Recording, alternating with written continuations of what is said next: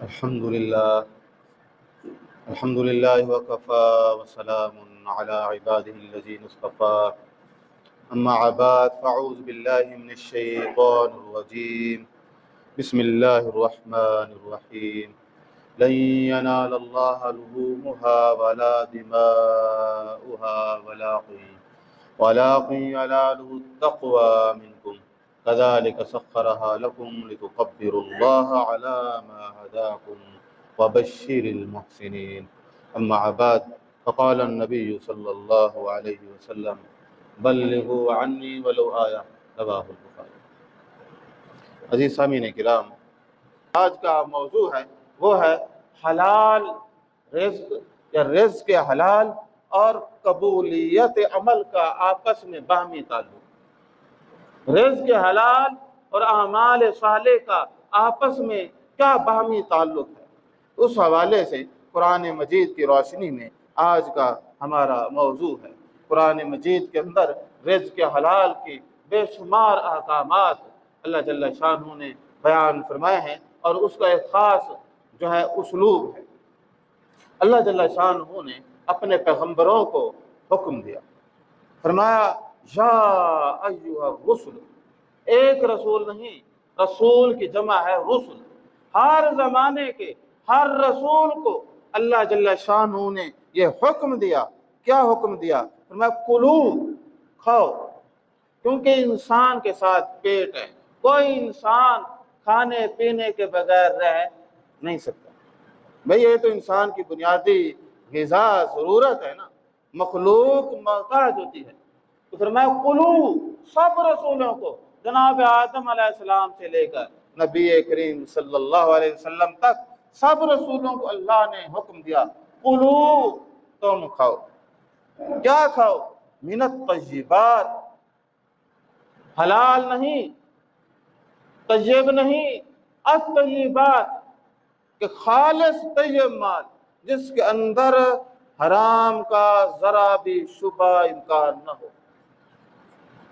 جو بکری حلال ہے، ذرا بھی حلال ہوں، جس مال سے وہ لی گئی اس میں سے بھی زکوٰۃ، عشر، وہ سارا کچھ نکلا ہوا ہو، حلال اور طیب مال، اس میں سے فرمایا پیغمبر کا منصب، مقام، شان اتنی اونچی ہوتی ہے کہ فرمایا کہ تم کیا کھاؤ؟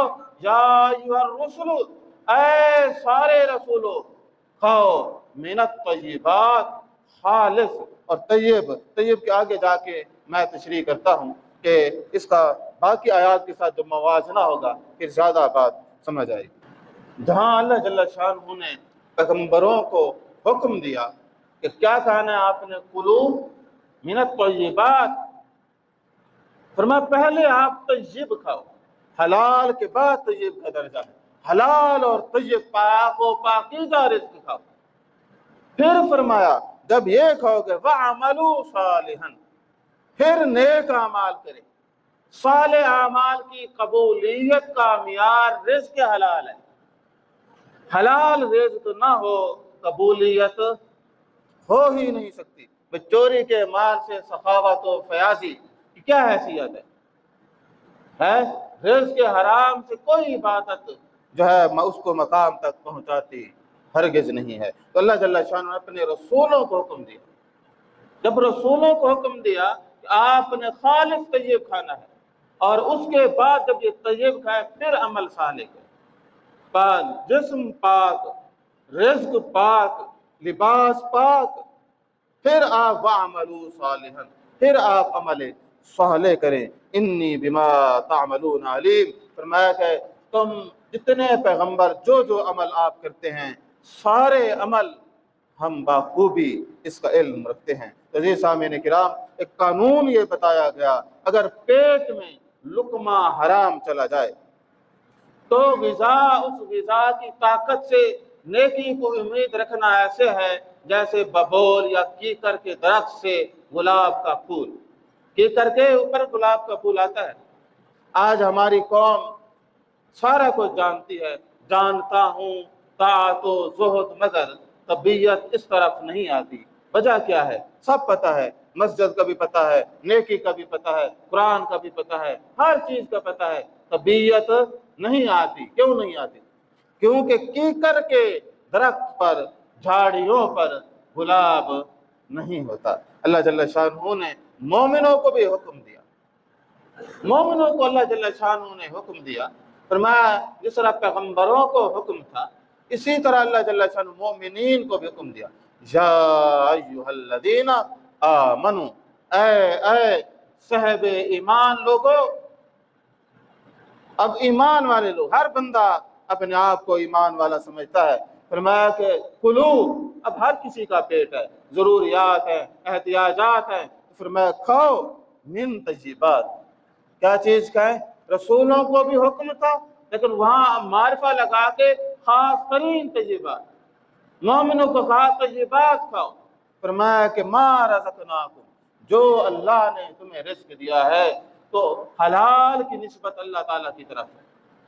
رزقناکم سے مراد وہ چوری کا مال نہیں ہے.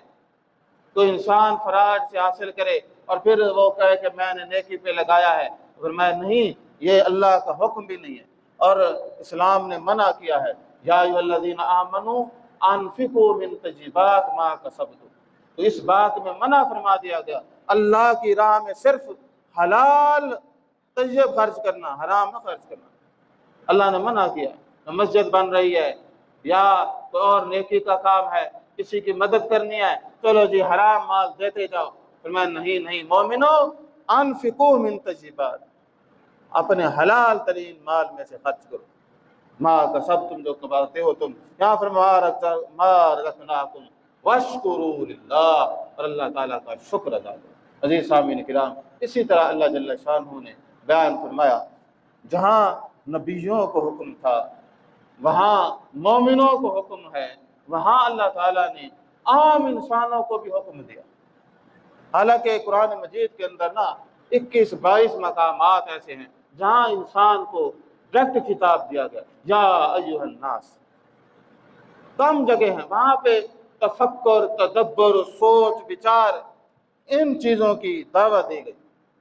تو یہاں اللہ تعالیٰ نے خاص کرم کیا کہ کسی عمل کی دعوت اگر کسی انسان کو دی گئی ہے تو وہ دو میرے مطالعہ میں ہیں. ایک اللہ تعالیٰ نے بتایا وَوَصَّيْنَا الْإِنسَانَ بِوَالِدَيْهِ إِحْسَانًا، اور ایک جگہ حسنا فرمایا. کوئی انسان ہو دین سے بھی دور ہو، اللہ نے حکم دیا کہ والدین کے ساتھ حسن سلوک کرو. کوئی آدمی جب بھی والدین کے ساتھ حسن سلوک کرے گا، چاہے وہ دائرہ اسلام میں ہو یا نہ ہو، وہ دنیا میں اس کا پھل ضرور حاصل کرے گا. آخرت کی بات نہیں ہو رہی. جو آدمی چاہے وہ کافر ہو، منافق ہو، مشرک ہو، اگر وہ والدین کی خدمت کرتا ہے دنیا میں اس کو صلہ مل جاتا ہے. تو اللہ تبارک ایک حکم تو یہ دیا. دوسرا کوئی عملی حکم ہے انسانوں کو خطاب کر کے، وہ یہ ہے یا ایھا الناس، اے لوگو کلو. اب سب کے ساتھ کلو ہے. یا ایھا الرسل کلو، یا ایھا الذین آمنوا کلو، یا ایھا الناس کلو. آگے حکم بدل رہے ہیں. تو میں کھاؤ پیو، اور کھانا ضرورت ہے، کوئی بندہ بغیر کھائے رہ نہیں سکتا. میں کلو مما فی الارض حلالا طیبا. اب آپ نے کھانا ہے کیا چیز؟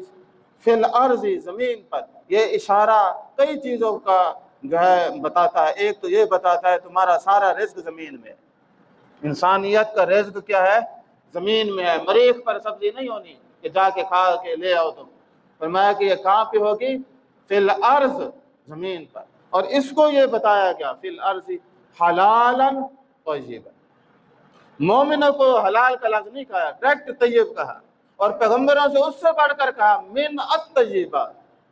وہاں پہ تو خاص طیب کا ذکر. جتنی شان مقام بلند ہوتا جائے گا اتنا ہی معاملہ ہوتا جائے گا. فرمایا آپ کیا کریں؟ حلال کھائیں اور طیب کھائیں.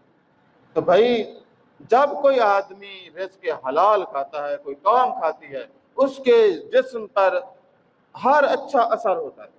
وہ حق کو جلدی قبول کرتا ہے، وہ اس کے اوپر نصیحت اثر کرتی ہے، اس کے اوپر قرآن اثر کرتا ہے. اور یہی بات اگر سیرت کی کتابیں پڑھیں، ابو بکر صدیق، حضرت خدیجہ ان کو پڑھے کیوں یہ پہلے پہلے مسلمان بنے، یہ رزق کا بڑا خیال کرتے تھے، سخی اور فیاض تھے، دوسروں پہ مہربانی کرتے تھے۔ اور ابو جہل کی قسمت میں ایمان اس لیے نا، وہ چور اچکا تھا، دوسروں کا مال کھاتا تھا، چوریوں میں حصے کرتے تھے، فیصلہ سازی میں پڑھے پنچایت میں پیسے لے کے فیصلے غلط کرتے تھے، اس لیے اس کے حصے میں اسلام نہیں آیا۔ ابو بکر صدیق ہوں اور حضرت خدیجہ ہوں، یہ تو فیاض تھے، یہ تو نیک لوگ تھے پہلے بھی۔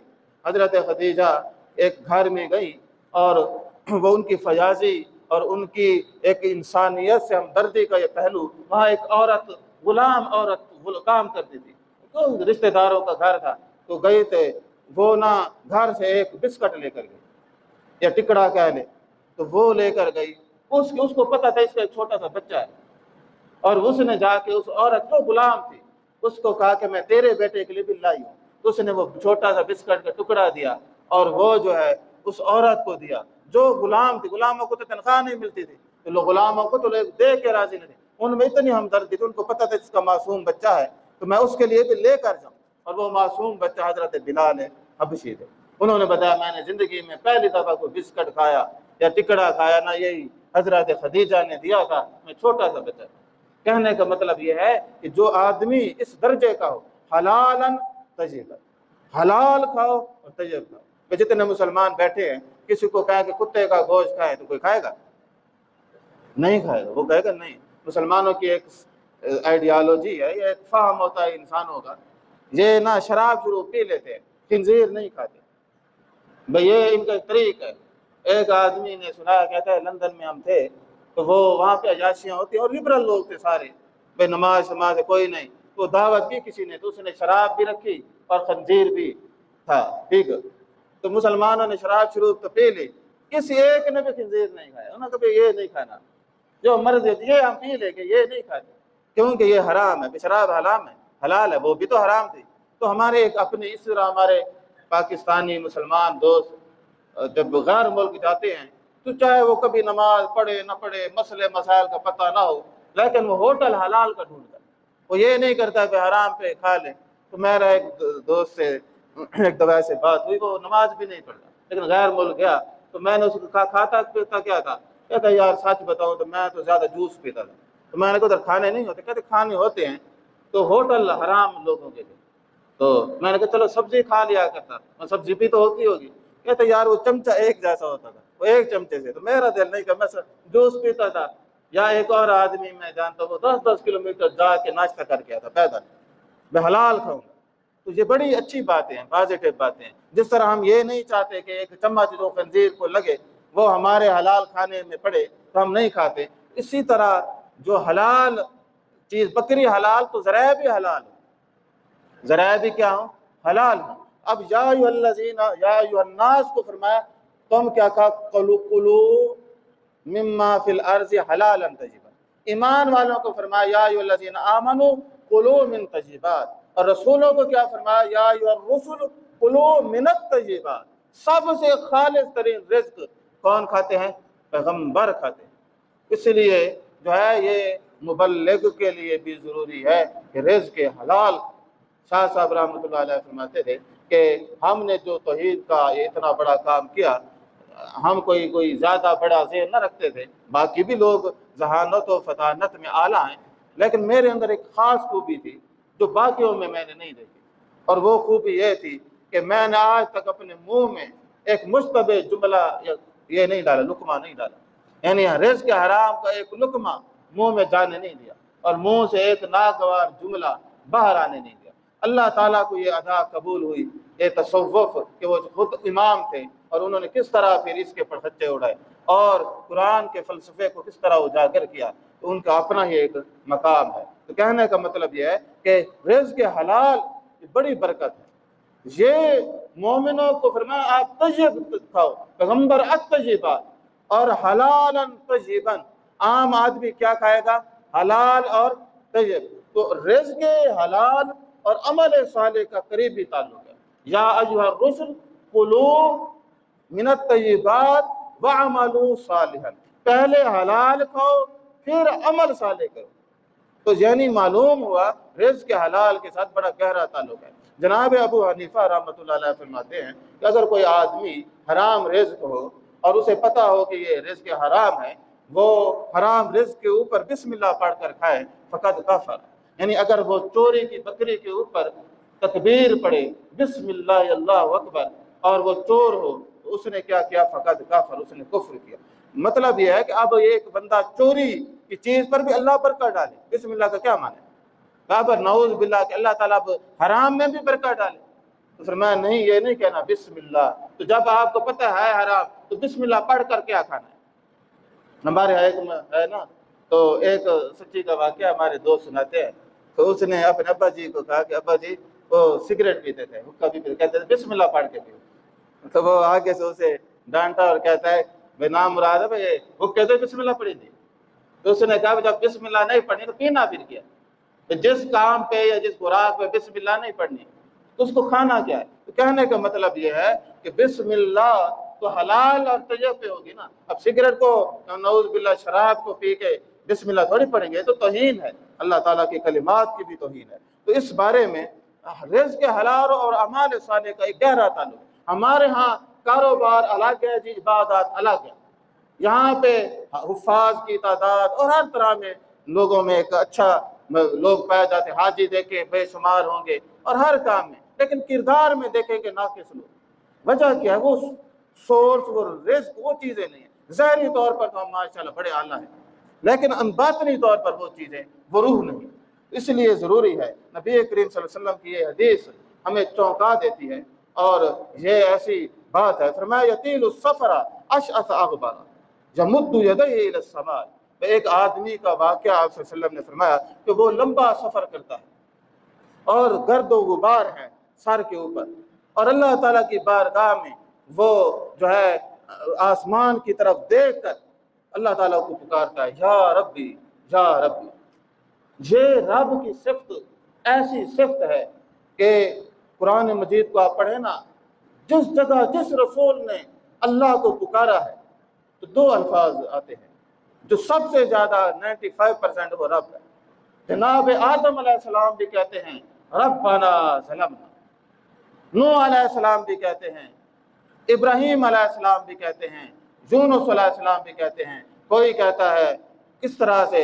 جناب ابراہیم علیہ السلام کہتے ہیں ربی حب لی من الصالحین، نبی کریم صلی اللہ علیہ وسلم عرض کرتے ہیں ربی زدنی علما، ربنا آتنا فی الدنیا۔ جتنی دعائیں پڑھیں گے اس میں ایک اللہ تعالیٰ کی صفت ہوگی، وہ کون سی صفت ہے؟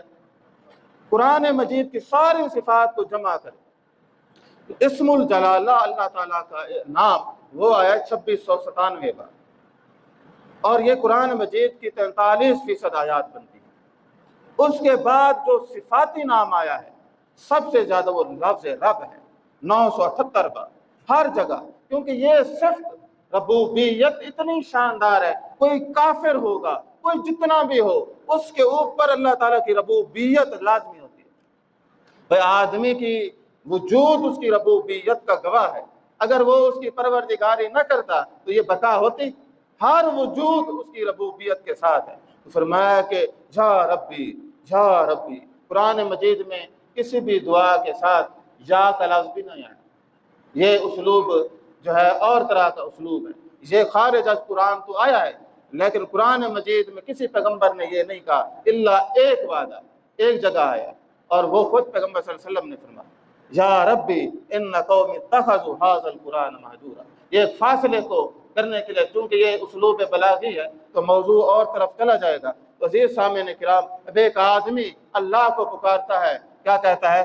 یا ربی یا ربی، ومطعمہ حرام، اس کا کھانا حرام، ومشربہ حرام، اور اس کا پینا بھی حرام، وملبسہ حرام، اور اس کا لباس بھی حرام، وغذی بالحرام، اور فرمایا کہ اس کی پرورش بھی حرام سے، فأنا یستجاب لذلک، تو فرمایا کہ پھر اللہ تعالیٰ اس کی دعا کو کیسے قبول کرے؟ اس میں اگر اس کی شرح کو پڑھا جائے اس حدیث کی، اس میں آپ دیکھیں گے کہ جو مسافر ہوتا ہے اس کے بارے میں آپ صلی اللہ علیہ وسلم نے فرمایا مسافر کی دعا قبول ہوتی ہے، مریض کی دعا قبول ہوتی ہے۔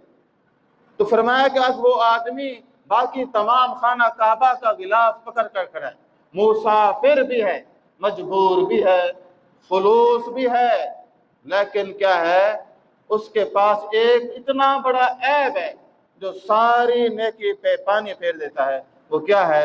رزق حرام۔ رزق حرام اتنا کیوں اسلام کے اندر منع ہے؟ کیونکہ رزق حرام حاصل اس وقت ہوتا ہے جب کسی انسان کا حق کھینچا جاتا ہے، اور کسی انسان کا حق اگر لوٹا جائے تو پھر قیامت والے دن وہ معاف کیسے، جب تک اس کا حق ادا نہ کرے۔ تو شہید پر بھی قرض کیا ہے؟ معاف نہیں ہے۔ تو آدمی جب آدمی کا حق کھاتا ہے تو وہ تو کھڑا رہے گا جب تک وہ کسی طرح سے اس کا مداوع نہ کرے۔ تو کہنے کا مطلب یہ ہے، آج کے اس دور میں حلال رزق کھانے والا ولی ہے۔ آج کے دور میں سب سے خوش نصیب آدمی ہے جس کا ایمان درست ہے، رزق حلال ہے۔ میں کہتا ہوں، بلکہ ایک جگہ میں نے پڑھا، کہتے ہیں کہ وہ وقت کا وہی ولی ہے جو رزق حلال کا۔ بڑی بات ہے کہ انسان کیا ہے؟ رزق حلال کو استعمال کرے۔ اسی طرح جناب سعد بن ابی وقاص رضی اللہ تعالی عنہ، عشرہ مبشرہ صحابہ میں سے بڑے عظیم آدمی ہیں، عمر بھی پائی، دولت بھی پائی، بیٹا نہیں تھا، بیٹی تھی۔ ان کے بارے میں ان کو اللہ تعالیٰ کی طرف سے جنت کی بشارت دنیا میں دی گئی۔ عشرہ مبشرہ وہی صاحب ہے نا جن کو دنیا میں 10 لوگوں کو جنت کی بشارت دے دی گئی۔ اور صرف یہ 10 نہیں ہے، قرآن مجید میں ہر مومن کو بشارت ہے، قرآن مجید میں کھڑی ہے۔ فرمایا یہ عمل کر لو، تمہیں بھی قرآن کی راہ سے بشارت ہے، وہ عمل ہوں۔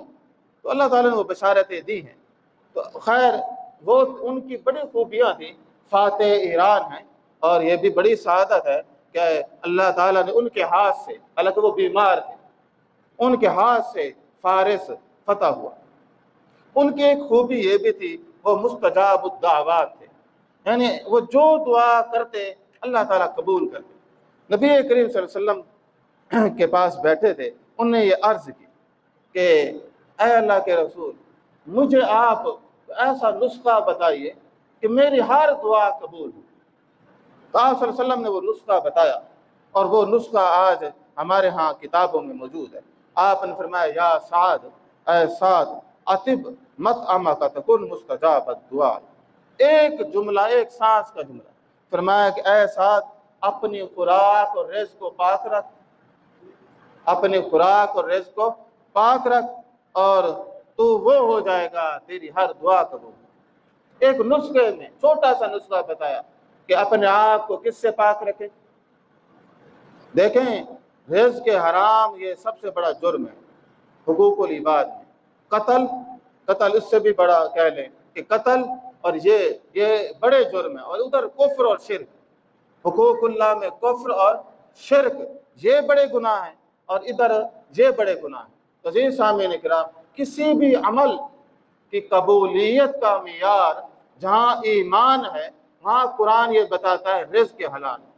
آج یہ پوری امت مختلف تحریکیں ہیں، اور یہ امت کے زوال پہ بات کرتے ہیں، اور امت زوال پذیر ہے، اور اس کے لیے وہ لاہ عمل تیار کرتے ہیں۔ ناکام اس لیے ہوتے ہیں، بڑے بڑے سکالر موجود ہیں، کسی ایک نے نہیں کہا کہ رزق حلال ہے۔ ان کا یہ مینو بھی نہیں ہے رزق حلال۔ حالانکہ 2 چیزیں بنیادی ہیں، ایمان اور نیچے کیا ہے؟ رزق حلال۔ اور جو آدمی یہ کر لے تو جنت جانے سے روک کون سی چیز سکتی ہے؟ اب بندہ کسی کے ساتھ کوئی ظلم نہ کرنے والا ہو تو کون روکے گا؟ رب کو کیا پڑی ہے؟ اللہ تعالیٰ تو کسی کو نہیں روکتے۔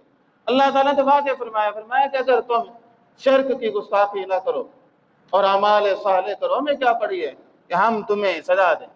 بلکہ اللہ تعالیٰ نے تو یہاں تک بتا دیا، گناہ بھی کیے ہوئے ہیں، فرمایا اگر تم استغفار پڑھ لو، اللہ سے معافی مانگو، وما کان معذبہم، اللہ تعالیٰ کو کیا پڑی ہے کسی کو عذاب دے؟ وما کان اللہ یعذبہم وہم یستغفرون، فرمایا کہ وہ استغفار کرنے والے ہیں۔ اللہ تعالیٰ تو کسی کو کیا پڑی ہے؟ تو چھوٹے لوگ ہوتے ہیں نا کسی کو سزا دینا۔ تو اصول یہ بتائے رزق حلال ہے، اس سے پھر نیکی کی طرف۔ آج سارا کچھ انسانوں کو پتہ ہے، دین کا کسی کو نہیں پتہ۔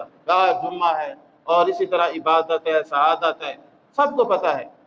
تو بھائی یہاں ہمارے 2 احباب ہیں نا، بعض لوگ 11 بجے آ جاتے ہیں، وہ دور سے بھی آتے ہیں، یہ بیٹھے ہیں، یہ 11 بجے میں آیا ہوں، 11 بجے وہ آئے بیٹھے تھے۔ اور بعض ہیں مجھے بھی 18 سال جمعہ پڑھاتے ہو گئے ہیں، جو بندہ 18 سال پہلے آتا تھا وہ نماز کھڑی ہونے کے آج بھی اسی ٹائم پہ آتا ہے۔ بھائی چلو 18 سال میں کسی ایک دن بھی بندہ جمعے کو فراغت نہیں ملی، کون سا تم نے دنیا کو اٹھایا ہوا ہے سر پہ۔ کہنے کا مطلب ہے یہ سعادت ہوتی ہے، یہ ہر آدمی کی ایک سعادت ہے، وہ اس سعادت کو سمیٹتا کیسے ہے؟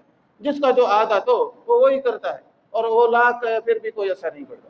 تو کہنے کا مطلب ہے کہ ہر آدمی ان چیزوں کو سمیٹے، تو بھلائی، رزق، تو یہ خیر خواہی، تو قربانی کی قبولیت کا معیار بھی تقویٰ تھا، اور تقویٰ کس چیز سے کھڑا تھا؟ رزق حلال، اور رزق حلال ایک بنیاد ہے۔ میں آپ سے واضح کہتا ہوں کہ جس آدمی کا رزق حلال ہو، رزق حلال کھائے، تو باقی کسی کے ساتھ کیا زیادتی کرے گا؟ سب سے بڑی زیادتی تو یہی ہوتی ہے، کوئی بندہ کسی کا کھاتا ہی کچھ نہیں ہے، اور ظاہر ہے کہ پھر وہ جیسے حلال رزق آئے گا اثر بھی جلدی کرتا ہے، کہ جب وہ قرآن سنے گا، نماز سنے گا، یا کوئی اچھی بات سنے گا فوراً قبول کرے گا۔ اور جو آدمی دھویا ہوا ہو وہ جو مرضی آیا سنے تو وہ بیچارہ کچھ بھی نہیں کر سکتا۔ میں عجیب و غریب واقعہ ہمارے بزرگ سناتے تھے، کہتے ہیں کہ امریکہ میں وہ تبلیغ کر رہے تھے، تو کہتے ہیں کہ ایسے ہم فلسطینی آدمی کو تبلیغ کر رہے تھے، تو ایک آدمی کھڑا تھا ایسے آٹا گوندھ رہا تھا، دور، ہم مخاطب بھی نہیں تھے اسے، تو ہم نے اسلام کی بات کی، نماز کی بات کی، اصول کی بات کی، تو وہ آدمی مخاطب بھی نہیں تھا، وہ سنتا رہا، اور تھوڑی دیر بعد آیا، کہتا ہے یہ باتیں آپ کر کس چیز کی ہے؟ ہم نے کہا بھئی یہ اسلام ہے۔ تو کہتے ہیں باتیں تو آپ کی ساری ٹھیک ہے۔ تو انہوں نے کہا ٹھیک ہے تو مان لو، کہتے ہیں مان لیتے ہیں، حالانکہ وہ مخاطب بھی نہیں تھے۔ تو وہ بندہ دور سے سن رہا تھا، تو چونکہ اس کے دل میں وہ اپیل تھی، اس نے اس کو قبول کر لیا، اور قبول کر کے اس نے کیا ہے، وہ پکا سچا مسلمان بن گیا۔ تو کہنے کا مطلب ہے کہ ہم اپنے آپ کو گناہوں سے، رزق حرام سے پاک رکھیں۔ اور دیکھیں رزق بڑھانے کی بھی میں نے پورا بیان کیا تھا، یوٹیوب پہ کھڑا بھی ہے۔ اللہ تعالیٰ نے رزق بڑھانے کی بھی باتیں بتائیں، کس طرح ہم بڑھاتے ہیں۔ یہاں پہ فرمایا کہ جب تم رزق حلال کھاؤ تو اللہ کا شکر ادا کرو، جب شکر کرو گے تو فرمایا لئن شکرتم لأزیدنکم، تم شکر ادا کرو گے ہم تمہیں اور زیادہ دیں۔ عزیز سامعین کرام، آج بھی بڑے بڑے لوگ جو عمل کرتے ہیں وہ ایسے ہیں، پتہ چلتا ہے کہ یہ بھئی گویا بڑے بڑے ولیوں سے بھی اونچے درجے والے۔ ایک آدمی کی میں نے کچھ دن پہلے، ایک انگریز صاحب تھے، ان کی میں نے بات سنی، اور ایسی حیران کن بات، میں حیران اور پریشان ہو گیا سچ پوچھے تو۔ اس نے کہا کہ آج سے 15 سال پہلے میں نے اسلام قبول کیا۔ اب میں نے جیسے اسلام قبول کیا، میری بیوی بڑی ریجڈ تھی، 4-5 بچے تھے، اس نے کیس کر دیا عدالت میں، اور مجھے طلاق کا نوٹس دے دیا۔ جج عیسائی تھا، اس نے میری جائیداد کا اکثر حصہ میری بیوی کو دے دیا۔ پھر اس نے ایک اور درخواست دی کہ میرے بچوں سے خطرہ ہے اس کو، انہوں نے سکیورٹی لگا دی، اور مجھے کہا 200 میٹر تک تم نے بچے کے قریب نہیں جانا۔ 3-4 بچے تھے، اور کہتا ہے 14 سال میں نے اپنے بچوں کے قریب نہیں گیا، بیوی بھی چھوڑی، گھر بھی ان کو دے دیا، بچوں سے بھی 14-15 سال دور رہا، اور کس چیز کو قریب رکھا؟ اسلام کو، ایمان کو، حالانکہ وہ انگریز تھا۔ جتنی باتیں میں نے اور آپ نے سنی ہیں، اس نے تو وہ بیچارے نے، وہ اس نے منٹ نہیں سنی ہوگی جتنی ہم نے ہضم کر رکھی ہے۔ اس آدمی کا آپ ایمان دیکھیں کہ اس نے جو ہے صحابہ کی یاد دلائی کہ اپنا گھر بار کون چھوڑتا ہے۔ یہاں تو چھوٹا سا مسئلہ ہو، شادی بیاہ پہ بیٹے نہیں مانتے، جو گندگی ہوتی ہے کرتے ہیں، جو دین کی مخالفت ہوتی ہے ساری کرتے ہیں، اور وہ کوئی موقع ملے صحیح اللہ تعالیٰ کے خلاف بغاوت ہو، بس دے درے۔ وہ تو اللہ تعالیٰ چونکہ رحیم ہے، کریم ہے، بار بار قریب کرتے ہیں، تاکہ بھئی چلو یہ نالائق ہے، خیر ہے، پھر ہم موقع دیں، پھر دیں، اور موقع دیتے رہتے ہیں۔ کہنے کا مطلب ہے وہ کتنے بڑے وہ بندہ ہوگا کہ جس نے اتنی بڑی قربانی دی۔ تو بھئی ہمیں تو پورا ماحول میسر ہے، ہمیں تو بھئی ہم اگر مومن بن جائیں، لوگ محبت کرتے ہیں، لوگ عزت کرتے ہیں، عزت بھی ملتی ہے، محبت بھی ملتی ہے، اور پھر سارا رزق بھی ملتا ہے۔ وہ بیچارے تو اسلام قبول کرتے ہیں، نفرتیں بھی لیتے ہیں، سارا کچھ کرتے ہیں، لیکن اسلام کو چھوڑتے نہیں ہیں۔ عزیز سامعین اکرام، آج کی نشست کا خلاصہ بس اتنا تھا کہ بھئی یہ رزق حلال ہر عبادت کی قبولیت کا معیار ہے۔ آج ہمارے دلوں میں اسلام ٹھہرتا اس لیے نہیں، ہمارے اندر رزق کی وہ صلاحیت نہیں۔ تو خدا را رزق حلال جو ہے کھائیں، تاکہ ہمیں قیامت والے دن کسی کو اس کے حق کے لیے جواب دہ نہ ہونا پڑے۔ جواب دہ ہوئے دینے کے لیے پیسے نہیں ہوں گے، مسائل ہی مسائل ہوں گے۔ یہاں پہ ماشاءاللہ اللہ تعالیٰ کا بہت کچھ دیا ہے، حلال بھی کھائے تو پھر بھی جو ہے ختم نہیں ہوتا۔ اللہ تبارک و تعالیٰ ہم سب کو یہ توفیق عطا فرمائے، رزق حلال کو ہم کھائیں اور اللہ تعالیٰ کے ہاں خوبصورت طریقے سے سرخرو ہوں۔ اللہ تبارک و تعالیٰ ہم سب پر اپنی رحمتیں برکتیں نازل فرمائے۔ واقعہ